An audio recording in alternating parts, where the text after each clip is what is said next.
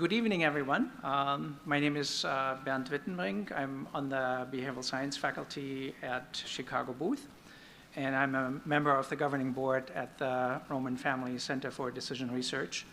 I'm also currently serving as a faculty in residence here on our Hong Kong campus. My stay and tonight's event were made possible through the generous support of Booth alum Wei Chai. And I want to thank him for supporting us. Tonight's event is part of a public lecture series hosted by the Roman Family Center for Decision Research. On behalf of the center and everybody at Booth, I'd like to extend my very warm welcome to all of you. Thanks for joining us tonight. As a brief introduction, and Roman Family Center is home to everything behavioral science at the University of Chicago.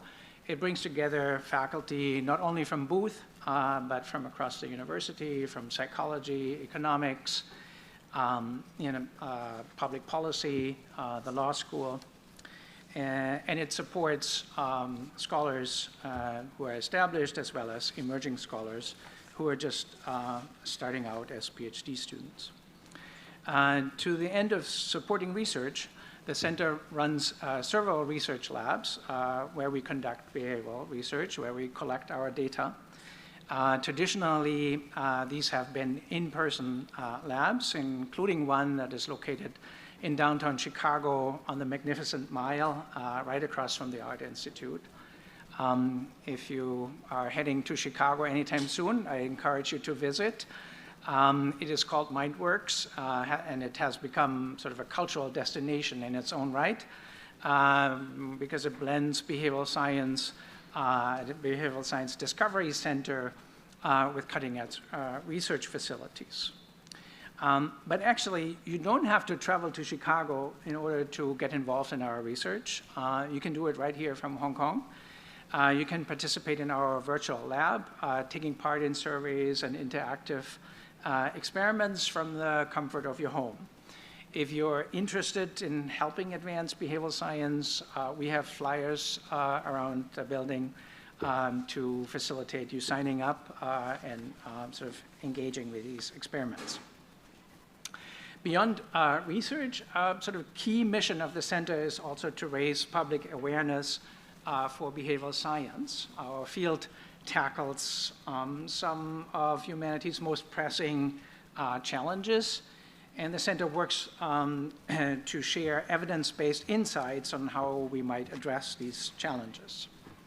And one of our flagship initiatives in this regard is the Think Better speaker series. It brings together leading scholars and practitioners to explore how behavioral science can influence society, shape policy, impact business, and improve individual lives. You may have, by chance, attended some of our prior sessions via Zoom or watched the online recordings, because until now, Think Better events have been held exclusively in Chicago. And that's why I'm especially delighted to open what is our very first international Think Better event right here in Hong Kong. So it's a great opportunity to meet up with you and share what we usually do in Chicago.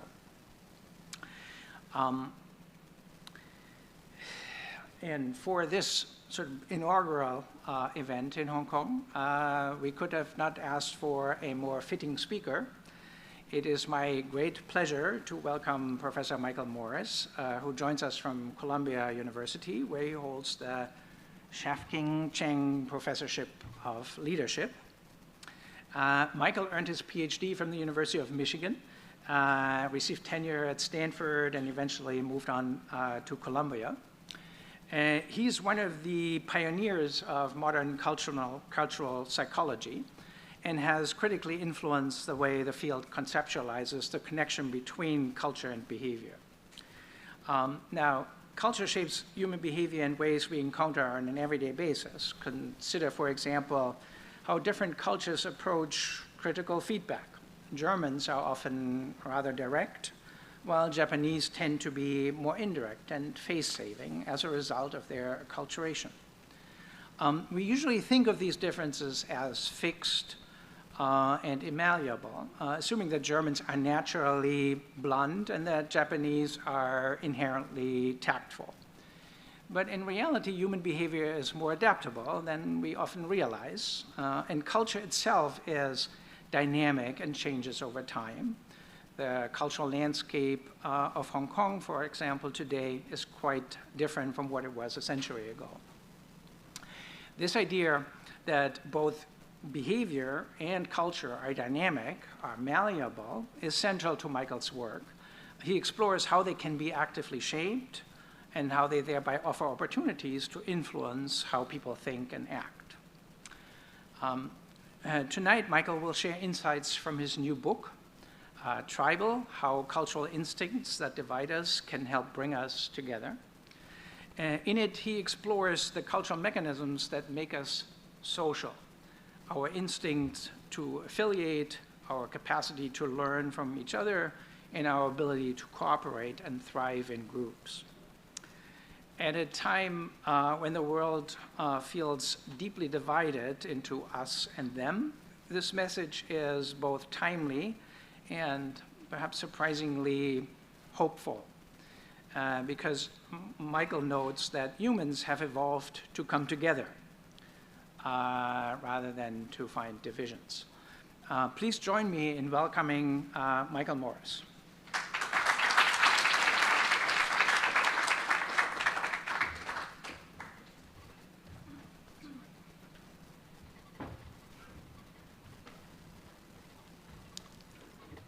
Thank you, everyone, for having me.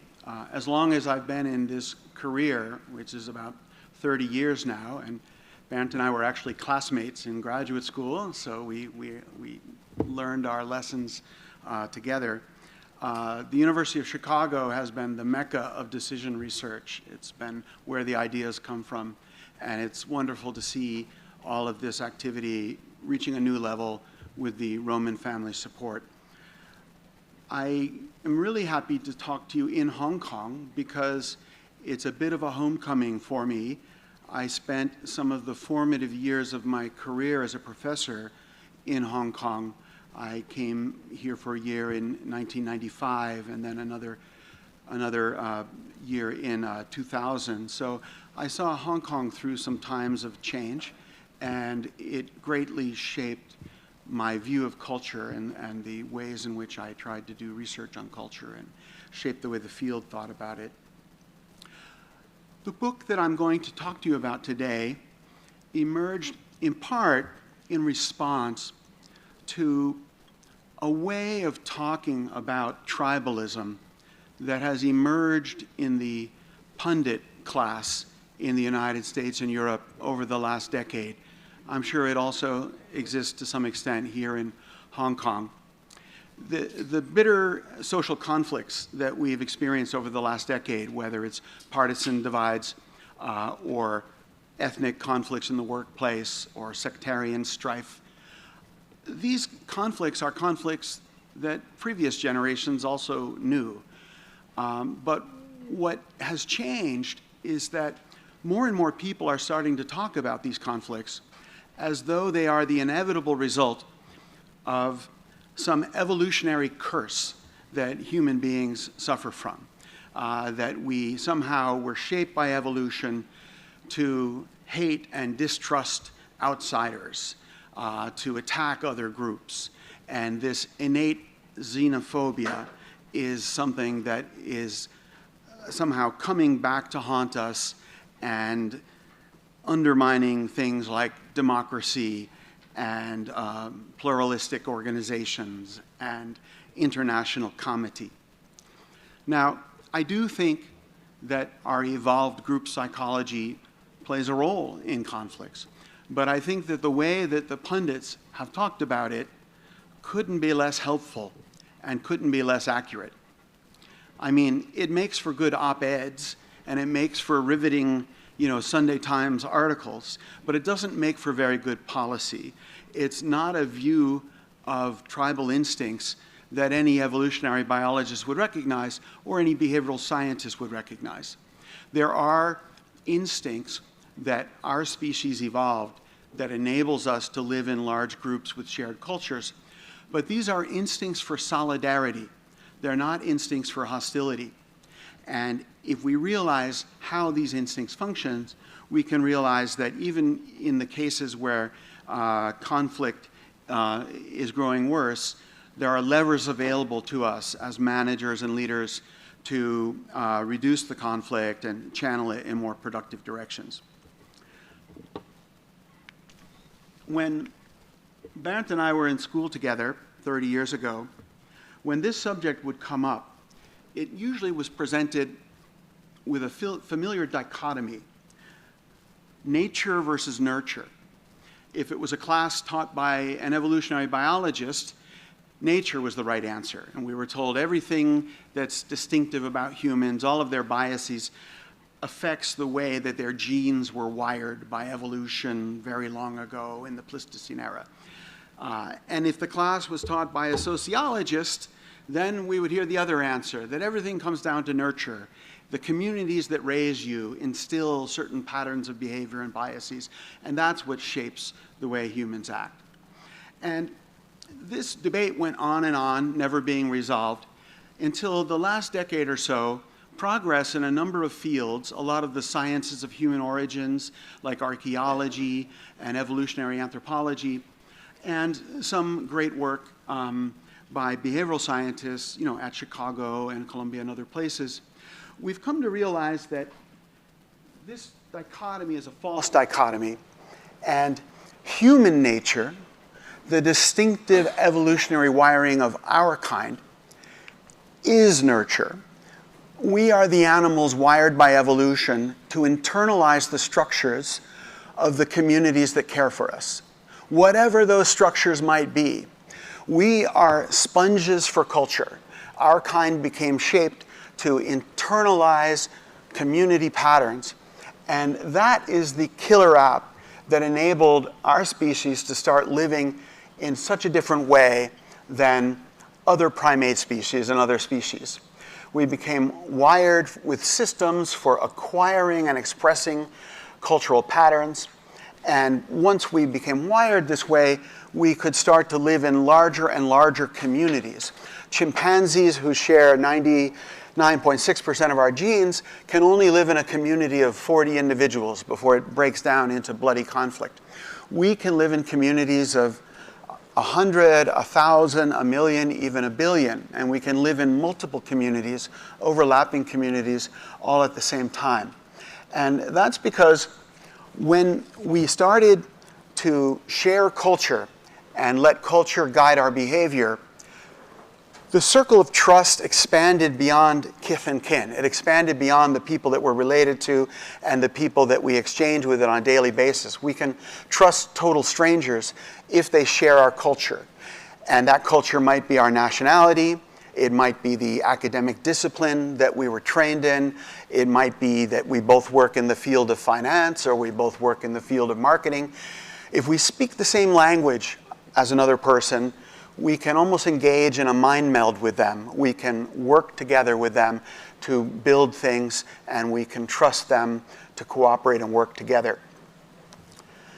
So the literature on this evolutionary change is quite complicated, but in this book, I've tried to break it down into 3 major phases.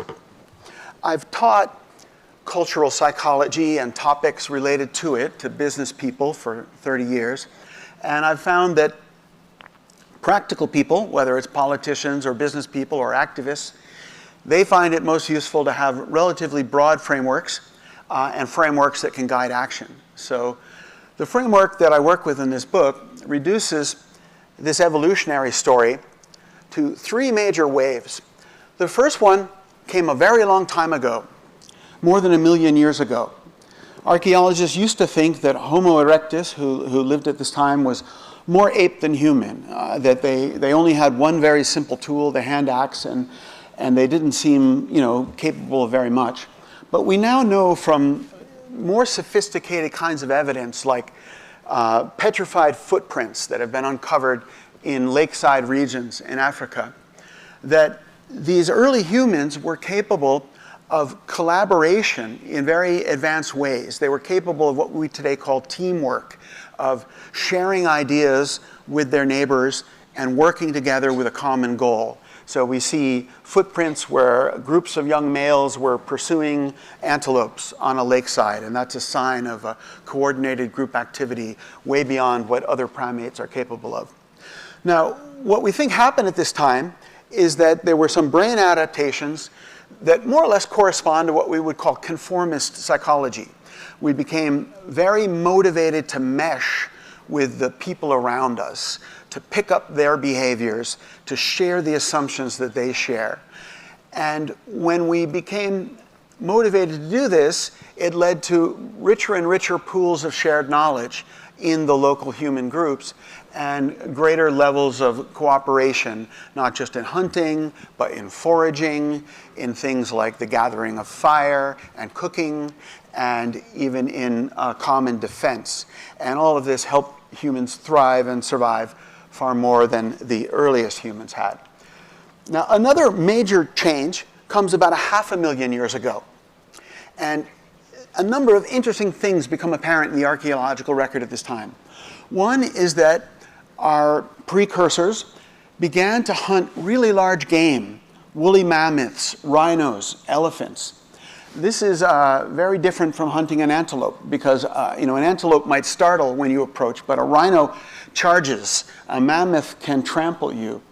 And what was needed to effectively hunt this was to overcome the free rider problem that economists talk about. If everybody was hanging in the back, then everybody might be at risk of getting trampled by the woolly mammoth. But if one person is brave enough to charge up and strike a glancing blow right in the face of the animal, then the animal is stunned, and then everybody else can rush in. And we see the archaeological traces of this. We see, these woolly mammoths that are defrosting in the Siberian tundra after being frozen for 40,000 years or 400,000 years. They show the scars of the spears that hit them, and we can reconstruct some of the hunting that took place at this time. Other things that appear at the same time are more sophisticated tools like stone-tipped spears that take a long time to make. We start to see the skeletons, the ossified skeletons of individuals with congenital deformities that nonetheless survive to the age of adulthood. What does that tell us? It tells us that someone was taking care of a neighbor who wasn't probably capable of repaying the favor directly. Somebody was doing something pro-social. Now, why would that happen? It was a big puzzle for Darwin of how does the noble savage evolve? How does altruism ever evolve in a survival of the fittest situation? And what evolutionary biologists have realized is that if reputations exist in a community, then pro-social behavior pays off, because pro-social behavior increases your reputation, it increases your status, and status is eventually rewarded with social opportunities and resources. Just as today we care about our credit rating, and so we're careful to pay our bills on time, or we care about our Uber rating, so we treat our drivers politely, these systems of these status games started extremely early, and they made it adaptive to be pro-social in order to be that person, the hero, who gets respected and gets tribute from other people in the group. Now, it wasn't enough to have the motivation to be a hero. We also had to have the cognitive capacity to figure out what does the group value, what is good for the group and will be a source of the group's esteem if I contribute it. And one of the ways that we learn this is by looking to who in the group has status. We know if a person has status, and in indigenous groups, people can read status just from the pattern of nonverbal behavior in a group. The person who gets the most appreciative visual attention is the person with the most status. Status is the amalgamation of approval. And So we look to the people with status, and we can assume that they must be doing something right. So we emulate the distinctive characteristics of the people with status. Now, just like conformity can lead to erroneous lessons, prestige learning can lead to erroneous lessons. And we all know that when Elizabeth Holmes of Theranos started wearing the same black turtlenecks that Steve Jobs made famous, that this didn't instantly make her company's strategy succeed. It might have instantly made people respect her if they were working with naive stereotypes of what a leader looks like, but it didn't make Theranos work. But it's the kind of thing that goes on in almost every profession. People imitate the high status people. We find out what LeBron James eats for breakfast, and we start eating that if we want to become a good basketball player. It may or may not work, but on the whole, it led to adaptive cultural evolution, because once this prestige learning was in place, if a community was migrating or if they suffered climate change in a mini ice age, and a few people were hunting or farming in a different way than the mainstream, and that different way became successful because of the new environment, then those people would gain status, and the next generation of the culture would distinctively emulate those people with status, leading to a cultural shift in the direction of what works in that new environment. So prestige learning may seem simplistic and biased, but on the whole, it leads to adaptive cultural change. Now, the third wave may seem like the most primitive and irrational of all. This is something that came in the last 100,000 years. Some archaeologists think 90,000 years ago in East Africa, before Homo sapiens emigrated to Europe. Some people think in Europe of 40,000 years ago. What happened at this time is visible in the caves where we see painting or where we see sculptures. When carbon dating is done to the murals that appear in caves, both in the south of France, but also in the jungles of Indonesia, one of the most striking findings is it's not just that they're so old. You know, this looks like Picasso might have done it, you know, or Marc Chagall, but it was done, you know, many of these were done 40,000 years ago in the south of France. But the most striking finding that came out from this research is that some of the animals in the mural were actually painted 30,000 years ago or 25,000 years ago. And what this means is that early humans in that region would rediscover these caves, which, you know, through landslides were opened up and then closed up again, then opened up again. They would rediscover caves containing images from 5,000 years before, which is a vast chasm. It's an abyss of time. You know, it's from us to the Mesopotamians. And the cavemen didn't behave like Hollywood cavemen of running away in fear or rolling a rock in front of the cave. Instead, they behaved with reverence. They studied the technique of the drawing. These are caves where you need a charcoal, you need a wooden torch, you know, even to see.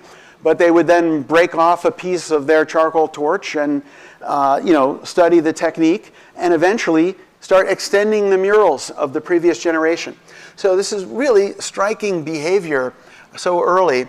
And what it seems to point to is a compulsion, a motivation that evolved to maintain the ways of the past and a cognitive capacity to learn by rote, you know, to learn from the artifacts of past generations, to hang on the words of the elders when they tell stories about the old times, and to feel intrinsically motivated to perpetuate and keep alive those traditions. Now, traditionalism can also lead to maladaptive behavior, but archaeologists and evolutionists think that it was the final piece of these cultural instincts because it created tribal memory. Once a group was wired in this way, where people felt motivated to hang on to the wisdom of the past, they didn't have to reinvent the wheel every couple of generations because they weren't developing inventions or crafts and then forgetting them, which is what happened earlier in evolution. And once all three of these were in place, what happened is what's called cumulative cultural evolution, where the pools of shared expertise and knowledge and know-how in human communities started snowballing across the generations, growing richer and richer. And when that happened, people became more able to survive and thrive without individuals becoming any brainier, because they could tap into this inherited wisdom from the culture. And that is why tribal instincts are not a problem for humans, but they're what made us humans. Now, this is all interesting, and to get the full story, you have to read the book. I won't go on more. But the question is, what does it have to do with us today, and what does it have to do with practical people like those of us in the room? Well, these three cultural instincts are still with us today, and they correspond to things that we know about as behavioral scientists and we know about as managers. So the peer instinct, this conformist system in our psychology, it corresponds to the fact that we constantly encode in-group norms. We constantly encode what most of the people in the group are doing, and we use this as a kind of autopilot in order to fit in and to collaborate with other people. The hero instinct corresponds to what we might call ideals or morals or aspirations. It corresponds to these standards that we uphold in a group, and we respect other people when they adhere to them. And the ancestor instinct corresponds to what sociologists call institutions. It's the fact that things that have been around for a long time become sort of sacrosanct. You know, we feel reverential towards them, and we feel a deep sense of meaning when we keep alive the tradition, whether it's the company picnic or the awards ceremony or the national holiday. And these things are relevant because as managers or as leaders, we sometimes want to bring the culture in a group to the fore. We want to activate the culture in a group. And sometimes we want to change the culture in a group. We need to have a new strategy that's different than the organization ever had before, and we need to create a new culture that supports that strategy. So how does knowing these cultural instincts, understanding how they work, how does this give us levers for managing and leading? Well, simplifying the story a lot, and you have to look at the book for the full story, but one of the most important things when it comes to managing culture is understanding that culture is dynamic, as Bernd said. We all internalize multiple cultures, so they can't all be operating at once. They operate when they come to the fore of our brain. And what makes them come to the fore of the brain is cues in our situation. We are very cue-oriented in terms of which cultures operate. And the different kinds of cultural codes are sensitive to slightly different cues. So for peer codes, the cue that matters most is the tribe mates around us, the signs of our tribe, the audience that we're in front of. We use the word code switching in popular culture these days to talk about why Barack Obama would speak differently in front of an African-American audience than in front of a Kansas farmer audience. I did a lot of the research on code switching early in my career, and a lot of it was inspired by my experience teaching at Hong Kong University. I lived in Central, and I would see my students, walking into campus, talking in Cantonese, behaving very respectfully to the other people on the sidewalk, and then they would walk into the campus gate, and their conversation would shift to English, and then they would be high-fiving friends and laughing a little bit louder, and without even missing a beat, they would go from fluent Cantonese culture to fluent Western culture because it had become automated.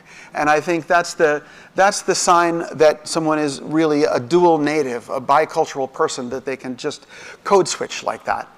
So when I'm in front of an audience like this, I naturally come up with my Hong Kong stories, and when I'm in an audience in New York, I come up with my Wall Street stories, right? It just happens automatically. So that's using the signs of the tribe as a cue for bringing peer codes to the fore. Hero codes are very sensitive to tribal symbols. So for centuries, armies would follow a flag into battle. You know, they wouldn't think about the country. They would think about the flag, this totemic symbol that represented their clan or represented their province or represented their country. In most religions, there are icons. You know, it might be a Buddhist mandala or a statue. It might be the painting of a saint in a Russian church. But believers can reach states of devotion. They can reach states of a spiritual awareness and make decisions to give at a higher level in the presence of these icons than when they're not in the presence of these icons. So it's something in the environment that brings hero codes to the fore. And ancestor codes, the situational environment that is most important for ancestor codes, for these traditions to take hold of us, is ceremonies. And this is why when you go to church, you know, there's a lot of ritual where everybody's doing things in unison and making reference to the past, because this kind of ceremony creates a sense of obligation to follow the rules of the church.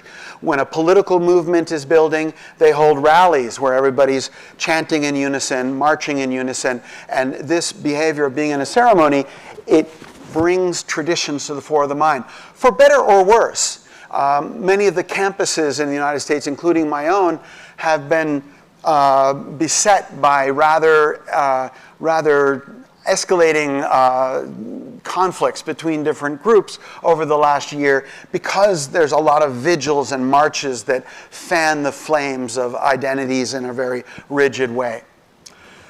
Okay, so I'm going to, let me see what time it is. Okay, I'm doing all right. I'm going to give you one brief story about managing cultural codes, and then I'm going to switch to changing cultural codes and give you another more extended story about that, and then talk about some current events that I think reflect these different dynamics, attempts to change culture. So this story is a campus story, and it's a campus story at my business school. I think most of you have done an MBA or a PhD, and you know what universities are like and business schools are like. And I think this story at CU, at Columbia, it may parallel a story at UC a decade before.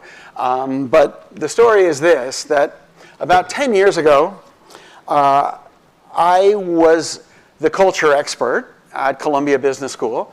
And Columbia Business School was located right in the center of our very diverse and fractious campus. It's the URIS building, and this is the lawn in front of the URIS building. And on the way to the URIS building, you pass through a crowd which consists of, political science graduate students, homeless people, splintered Trotskyite, political organizations, all sorts of neighborhood groups. What you don't see is a lot of other MBA students, or certainly business people. The setting also didn't have very salient symbols. We had a very cryptic sculpture in front of the business school that was supposedly our symbol, but nobody could agree on what it meant. We had a symbol called the Hermes symbol, but most of the students pronounced it Hermes, like the French tie company, because they thought that's what they were more familiar with than the Greek myth.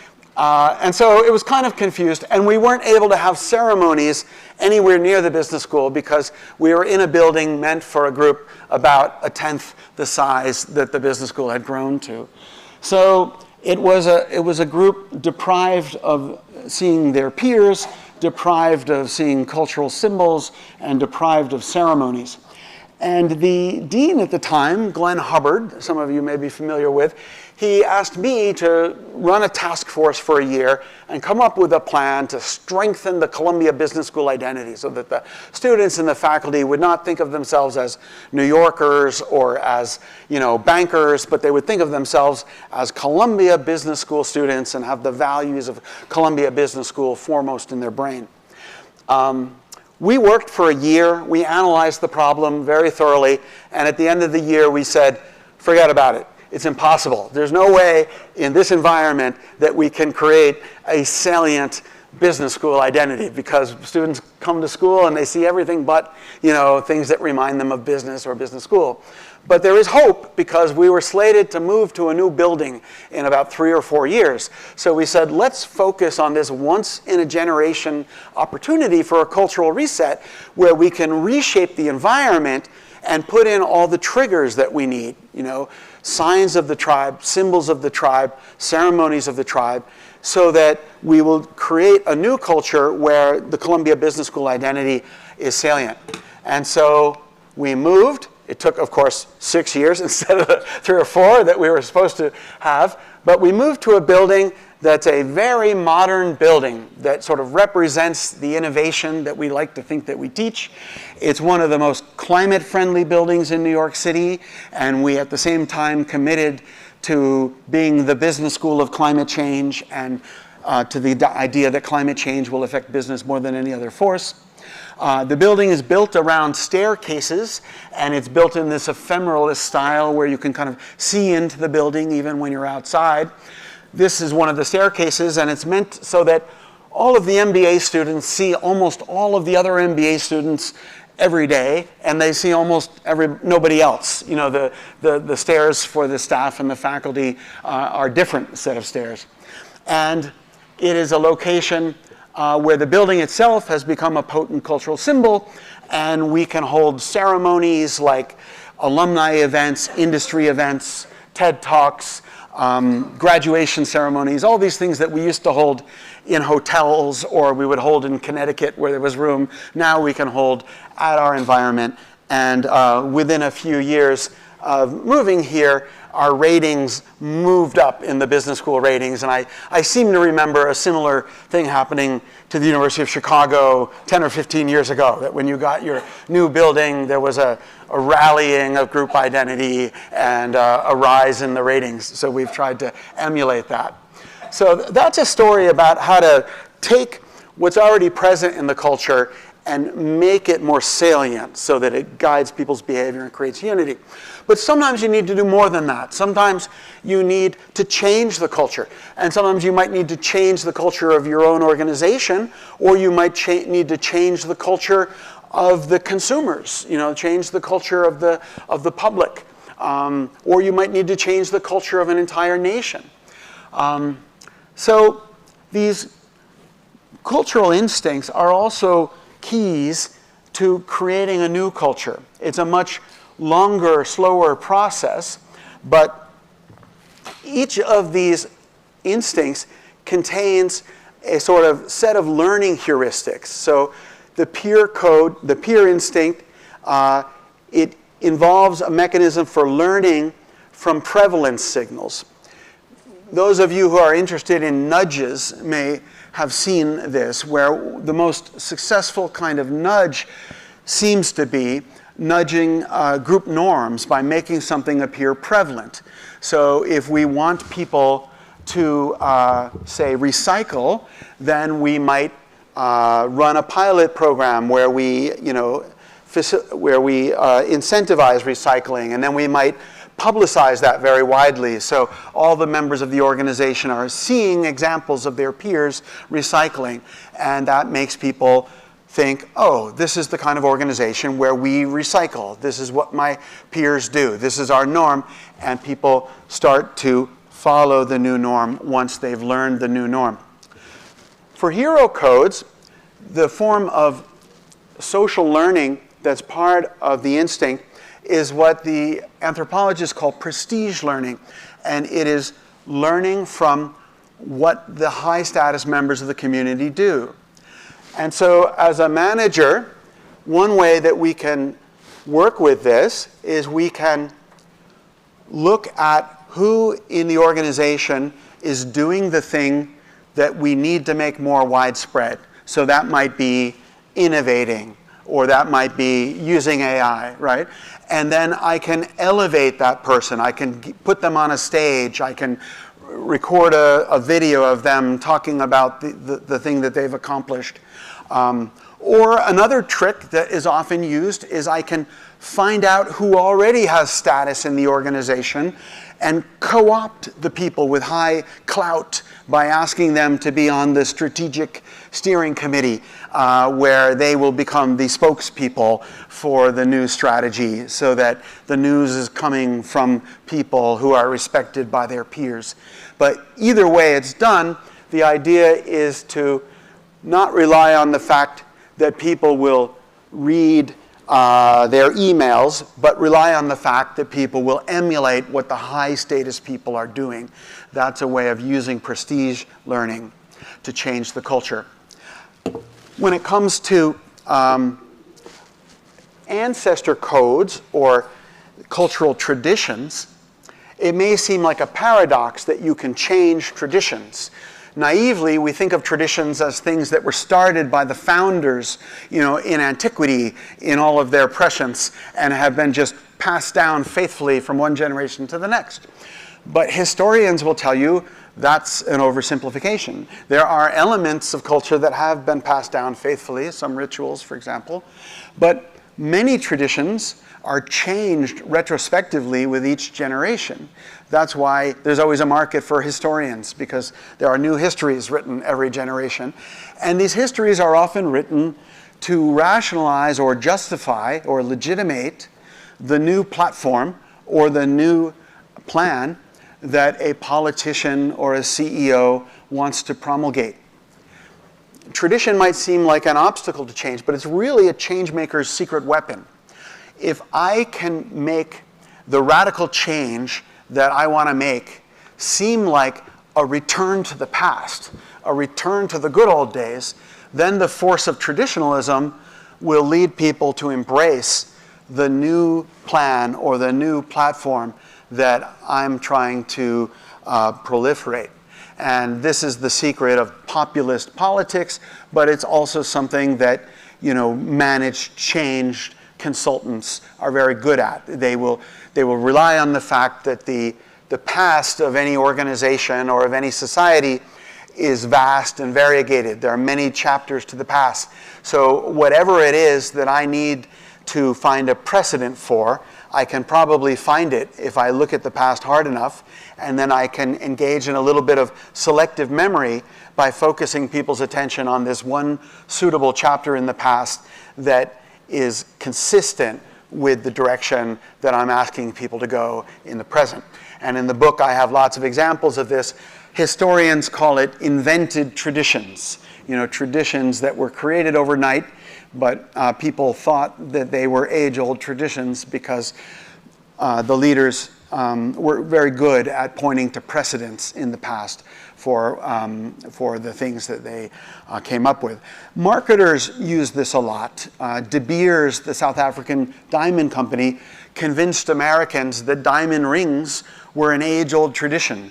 They were actually a novel thing. Nobody gave anybody diamond rings for engagement before World War II, but Americans would tell you that their ancestors have always done this, since time immemorial. And for De Beers, this was the solution to a diamond glut when large holdings were discovered. Their campaign, Diamonds Are Forever, helped to lock in this notion. But for each of these kinds of signals, prevalence signals, prestige signals, precedent signals, people don't blindly accept them. People have defenses against being manipulated. If you make something appear prevalent, but you do it in a heavy-handed way, and people know that recycling is not actually that common, they won't internalize the prevalent signal. If a celebrity endorses a product, but it's very obvious to everyone that the celebrity is only doing it to make money, and people know it's insincere, they don't emulate the celebrity. When Paris Hilton hawked Prosecco in a can, nobody believed that Paris Hilton actually drank that Prosecco. But when Roger Federer, touted Rolex, we all believed it because he wore a Rolex, the whole match, and he wore it afterwards and in the rest of his life. So we are very sensitive to whether the prevalent signals are legitimate. We are sensitive to whether the perceived signals are sincere. And for precedent signals, the main defense that we have to worry about with precedent signals is resentment. People have this psychology of reactance. When they feel like somebody is telling them that their tradition obliges them to buy a product, people will often think very critically and wonder, is this person really the authority on my tradition? I was giving a talk in Beijing yesterday, and so I had to give the example that I love of Starbucks. Starbucks, began spreading its coffee branches throughout the mainland, and they were invited to open one in the Forbidden City. And they decided, okay, because the Forbidden City is a historic place, why don't we make our coffee house look like an antique Chinese coffee house, which of course doesn't exist. But they appropriated the trappings of a Chinese tea house, and for a while that worked. But then a prominent newscaster and netizen called them out for cultural appropriation, for trying to, hawk their middle-class American coffee, as somehow Chinese. And within a few days, there was a mass protest and large petitions, and Starbucks wisely shut down their Forbidden City location so as not to jeopardize the rest of their business. So Starbucks was forbidden from the Forbidden City because cultural appropriation. Be careful if you're sending signals of tradition that you have the right to do that you are actually an insider to the tradition. Now, I'm going to close with a story of a company that we all know who successfully sent all three kinds of tribal signals to change the culture. And it was not just the culture of their organization, it was the popular culture of a country and even several countries. So at the turn of the 20th century, Kodak had a near monopoly on the film and the cameras for amateur photography. But they faced a cultural barrier, which was this. At the time, everyone in England and the United States, and I don't know about Hong Kong at the time, but probably, they had the view that photographs, especially family portraits, were a serious matter best left to the professionals in their photography studios. And the professionals in photography studios, since Victorian times, had a set of techniques, one of which was to instruct everybody to say the word prunes. Now, why did they say the word prunes? Well, it was because the very first cameras had a very slow shutter speed. So you had to remain perfectly still for 90 seconds. And nobody can hold a grin on their face for 90 seconds without moving, but you can hold a serious frown for 90 seconds. So this became the convention or the tradition in photography. And just like the QWERTY keyboard, the convention perpetuated itself even after it was no longer instrumentally necessary. So people thought photography is a serious, dour affair. God forbid I should try to do it myself at home, or to do it in public, or to do it in a lighthearted way. So Kodak did a number of things. First, they came up with some ways of sending prevalent signals, the same ways that firms still use today. So they developed a really user-friendly camera, the Brownie, that they sold as a loss leader. They sold it for just $1. And they gave it away free to colleges, to scout troops, to YMCAs, other organizations of young enthusiastic people who would go out in public and use it so that other Americans would see people in their parks and beaches and public places, snapping pictures of other people in a lighthearted way, which people had never seen before. Kodak also it developed a couple of magazines that it ran as a loss, that like Kodak magazine, and then there was one for more serious photography. And they ran a lot of photo contests. And the photo contests were like best summer picnic photograph, best family vacation photograph, best Christmas at home photograph. And what this meant is that they were publishing all of these photographs of smiling people, people smiling at the camera. So at every newsstand, people would see their fellow Americans smiling at the camera. So it became more widespread to smile for the camera. It became something that was like okay to do. And then Kodak stepped up the pressure and they started using prestige signals. So they came up with slogans like, save your happy memories with a Kodak. Make your family glee permanent with a snapshot. Things like this that sort of implied that you were a bad parent if you weren't recording every birthday party in detail so that your kid could look at it afterwards. They brought in celebrities, Hollywood celebrities, celebrities of the 20s and 30s like Amelia Earhart. They appropriated the flapper movement that was in popular culture by having a lot of these young feminists take pictures and smile for the camera. And this was appropriating this idea that people want to emulate the things that are associated with status. And then the coup de grace was that Kodak helped start a tradition, which is a very big event in the life of any American child. And I know it's a very international group, so some of you may have the same tradition in your countries. But as an American child, once a year, you have school photographs. And it's sponsored by Kodak, and your parent picks out the outfit and combs your hair and sends you in there, and then you're told explicitly, say cheese, say this word that forces you to smile broadly, which was what they came up with to counteract the former tradition of saying prunes. And so people are trained by this annual tradition of school pictures to smile for cameras, and now it's gotten to the point where it's a cultural autopilot.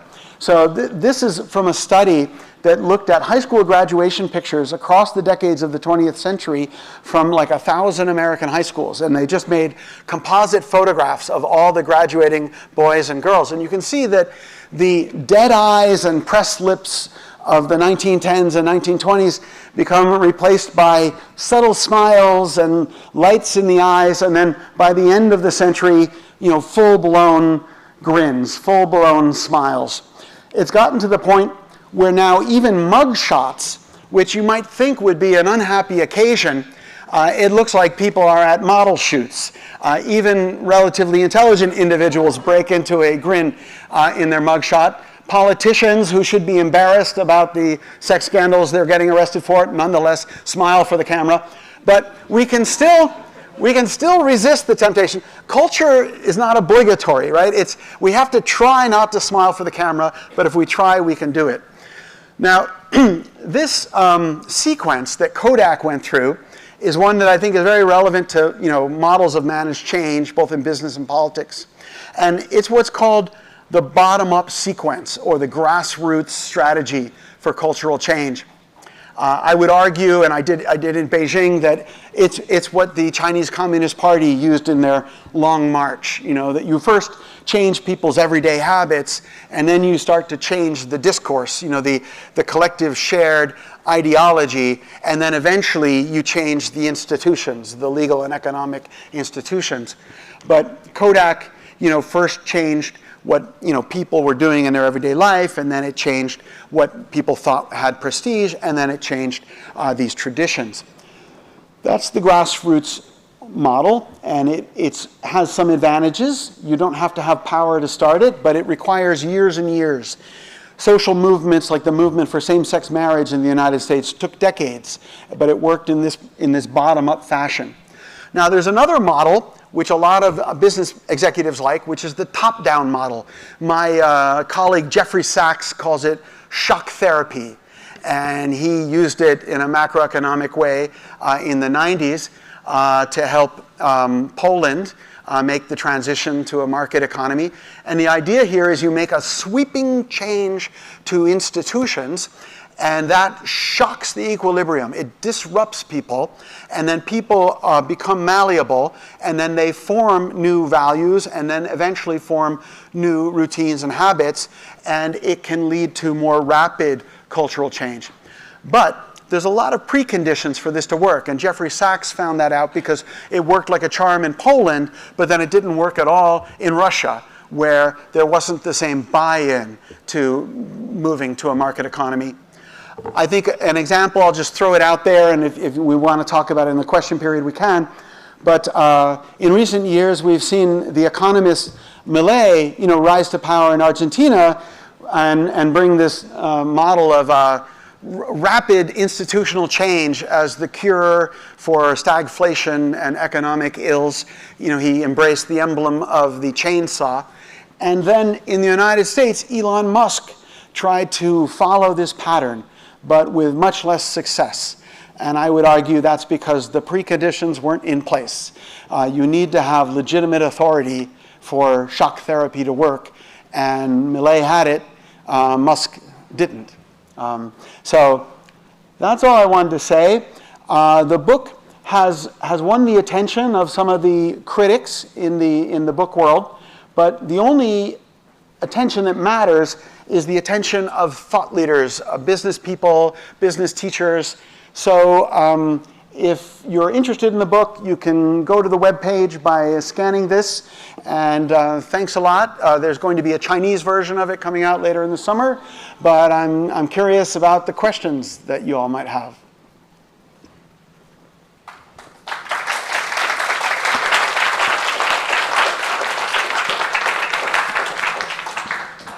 We have time for questions. We have hand microphones to go around.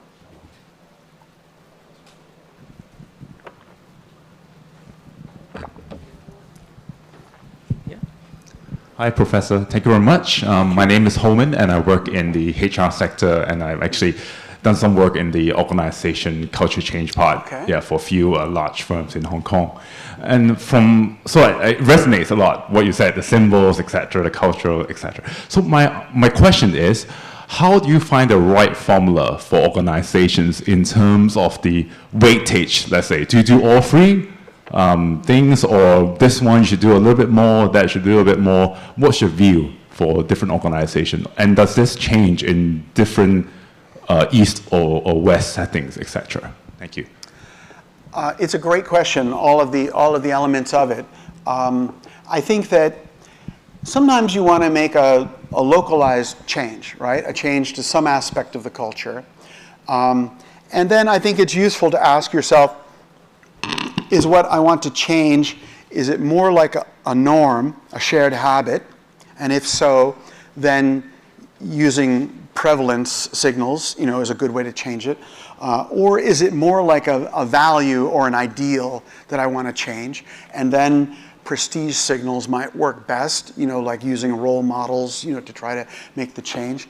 Or is what I want to change a tradition or an institution? And then that's the hardest thing to change. But then you have to, find a historian to tell you about the past of the organization and engage in some of this back to the future messaging that, we need to make a change, but don't worry, people, we're just changing back to what we always did, and that is very established and a big part of our identity. So that's one answer, if it's a localized change.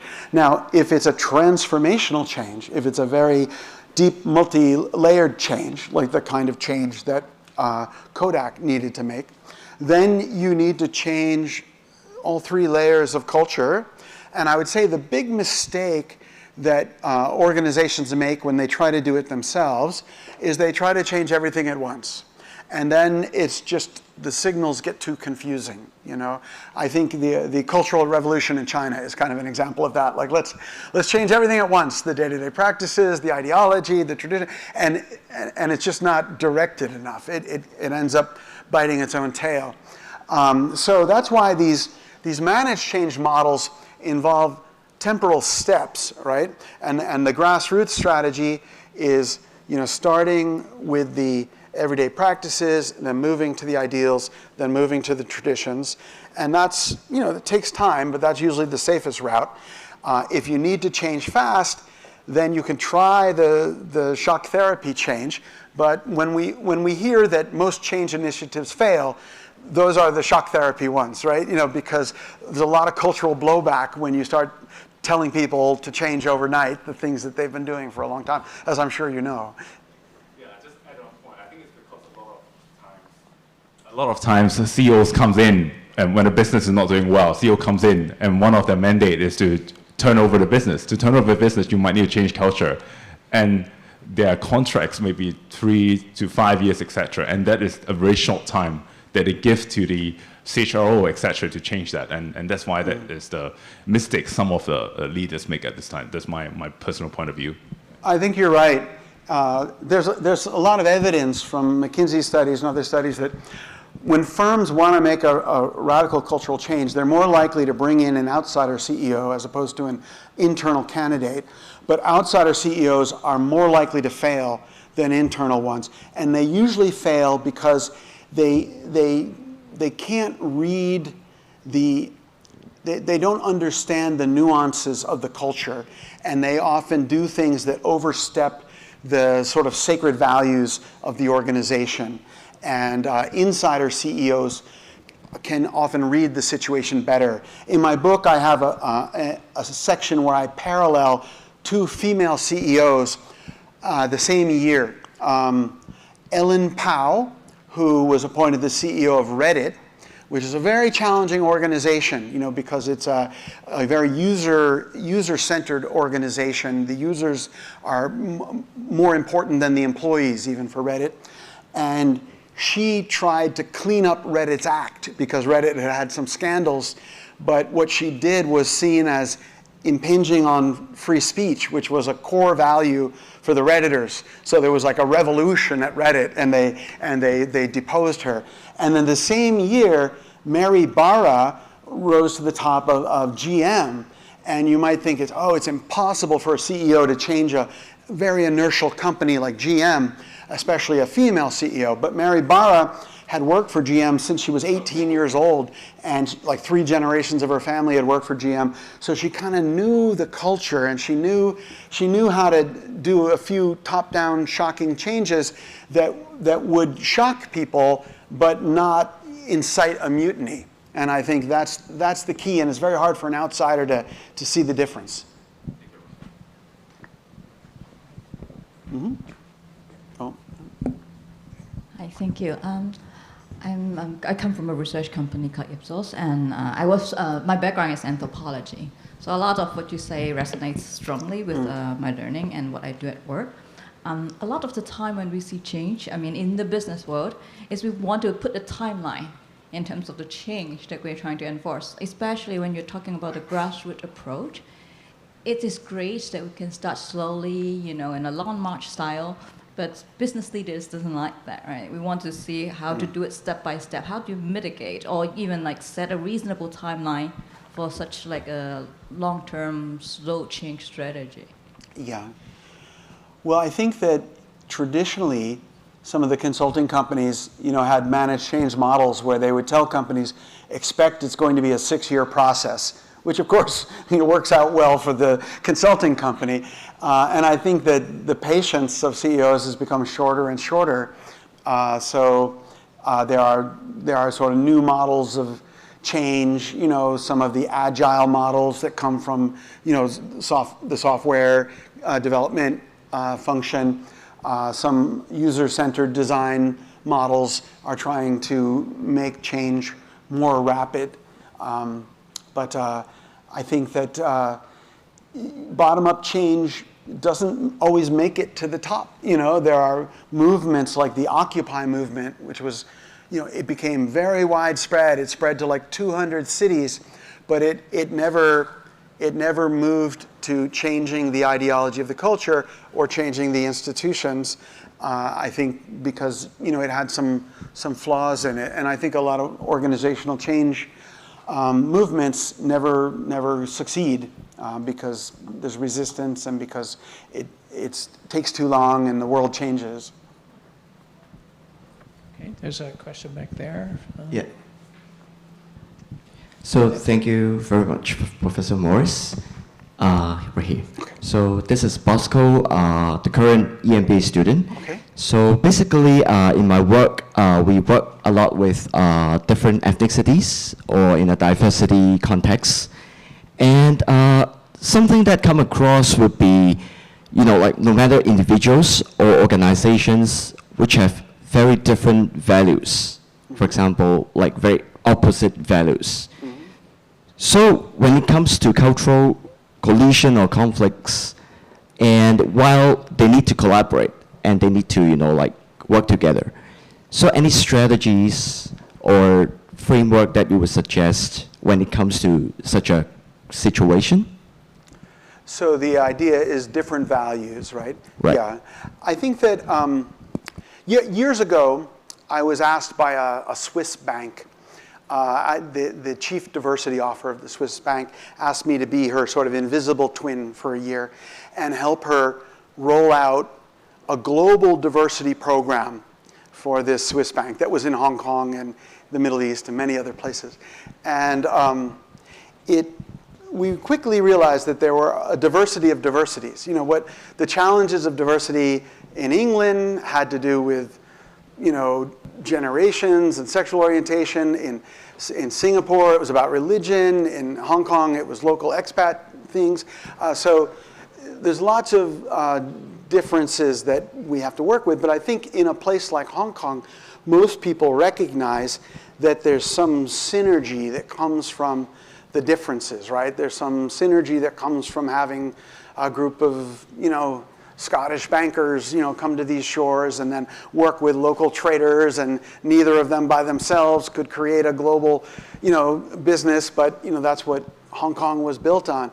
And so the question is, we can have very different values, like, one person may value not eating pork, and one person may value not eating beef, right? But as long as we can, find a menu that we can both be happy with, we can have lunch, and we can, hopefully find the synergy that comes. So I think with any of these differences, it's a little harder to get beyond the surface, the potential for miscommunication.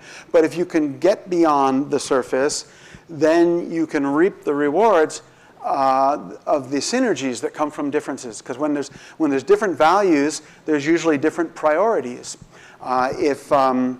If your values give you a long-term perspective and my values give me a short-term perspective, we can structure a contract where I get paid more in the short term and you get paid more in the long term, and we're each getting what we really want, right? So I think that culture it's both an obstacle and an opportunity, and that's what I try to tell my students. There will be moments when it's difficult when you're working abroad and it's tempting to just come home, but remember that people are not trying to be difficult, and that your culture is as much a part of the problem as their culture, and if you get through it, the rewards will be sweet. All right. There's back over here. Yeah, there's been a persistent hand back there. Okay. Yeah. Okay. Hello, Professor. My name is Martin, and I work in the asset management industry. Okay. So when you talk about the culture, it just clicks me that the Asian culture is actually going international, like the Japan culture about the comics or the recent very popular Labubu is getting popular in the US and Europe. So I'm just wondering, is this kind of culture is more of a luck, or it can work, but it takes time and effort? I'm just wondering how could we assess the odds of this asset? Thank you. I just 2 days ago had a dinner conversation with a bunch of professors about, is it Labubu? Is that Labubu? Yeah, about why it became popular.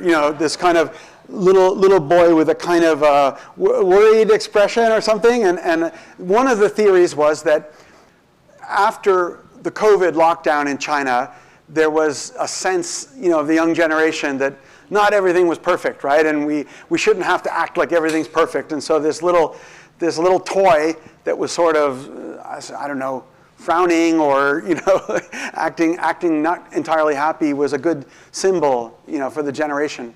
So it's hard to say. It's why were Beanie Babies popular in the United States? Somebody is a billionaire because of Beanie Babies, in the United States a decade or so ago.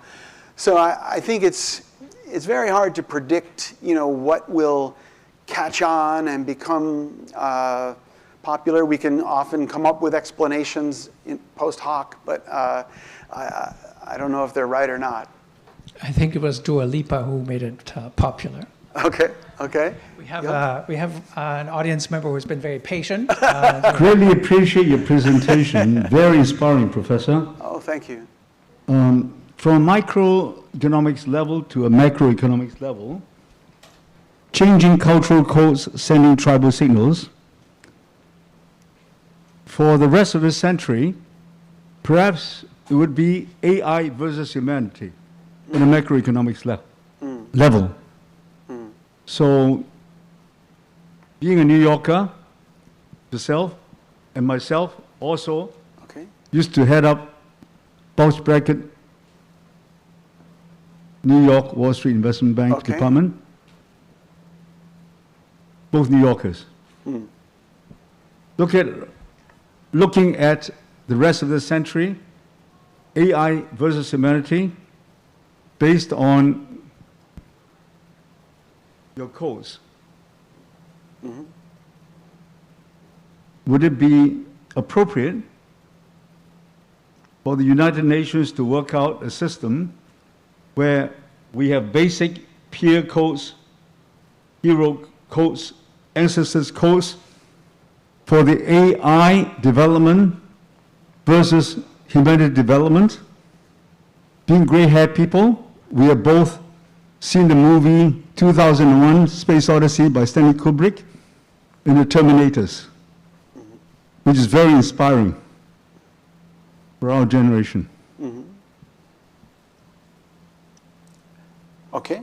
Yeah, that's a movie that, you know, as I said, it's hard to predict culture, but that is a movie that did predict the culture. It predicted things like the iPad, and it predicted many, many things.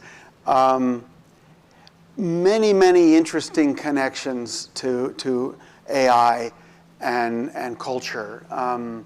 One of the things that the researchers are discovering is that if I ask generative AI a question like, if I'm camping with my friends and my boss sends me a text asking for help with a project, what should I do? You know, if I ask that in English, ChatGPT will tell me, well, wait and tell him that you'll look at it on Monday when you're back in the office. But if I ask the same question in Chinese to ChatGPT, to the same model, it gives a different answer. It will tell me, you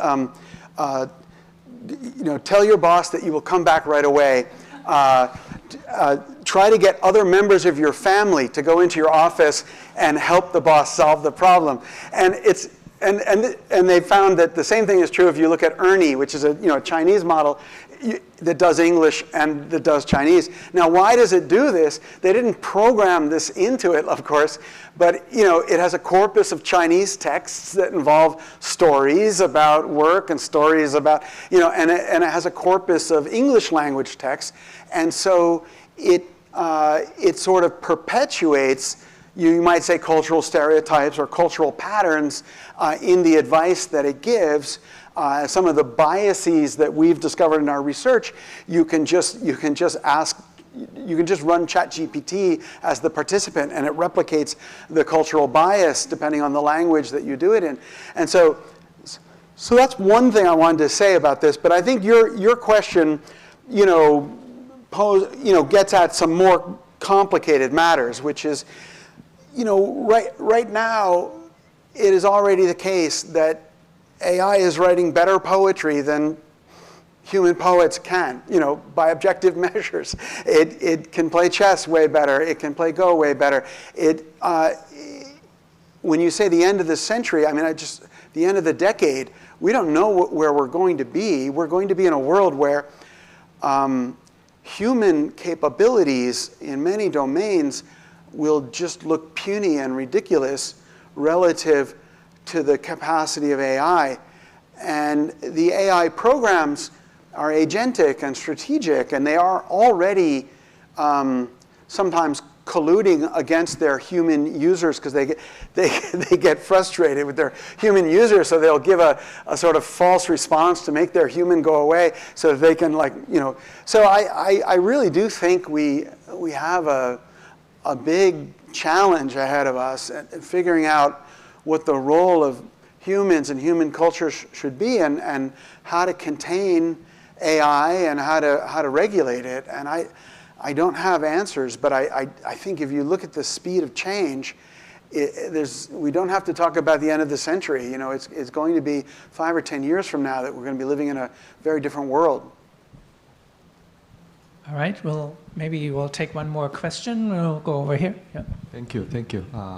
Hi, Professor Michael Morris. I'm Professor Ying-Yi Hong's student at CUHK. Oh, okay. I study culture. Okay. You said that culture is dynamic. I would phrase it, you know, human is adaptive. When you talk about culture, you have to refer to like what specific group you're talking about. And my question is that when it talks about group, so this concept, do you think that group is like an objective existence or more like just a subjective experience, you know, from each individual? So what do you think? Yeah. It's a great question, because when we talk about culture, sometimes we're talking about a society, you know, like a culture, and sometimes we're talking about just the knowledge in somebody's head that they believe to be shared by members of a group, right? You know, intersubjective knowledge, right? So we use the word culture to mean both of those things. I, you know, use a very cognitive approach to culture, which means that I sometimes think about culture at the individual level, and it sounds like you're in the research lab that I've collaborated with for decades, and you know, many of the great insights have come from the Hong Kong researchers, Ying-Yi Hong and C.Y. Chu, that I've worked with and that are at the Chinese University of Hong Kong now. When we talk about cultural evolution, then we usually are thinking about the group more objectively, because when you study cultural evolution, you know, you'll study like the community of farmers in this valley, or you'll study, you know, the United States, or you'll study the IBM Corporation. So I think culture is it's a sort of, how to say, it has a dual nature, right? Cultural codes are patterns in my mind that I believe to be shared, but cultural codes are also the tacit rules of the road that we follow when we coordinate in a group, right? So I like to use the word codes because it captures both of that, the code that's like software in our brain and the code that's more like the traffic rules that we use to work together. Thank you. All right, I think that is a good summary for a conclusion to tonight. We still have time to mingle and ask additional questions. There will be opportunity for that. Thank you so much, Michael.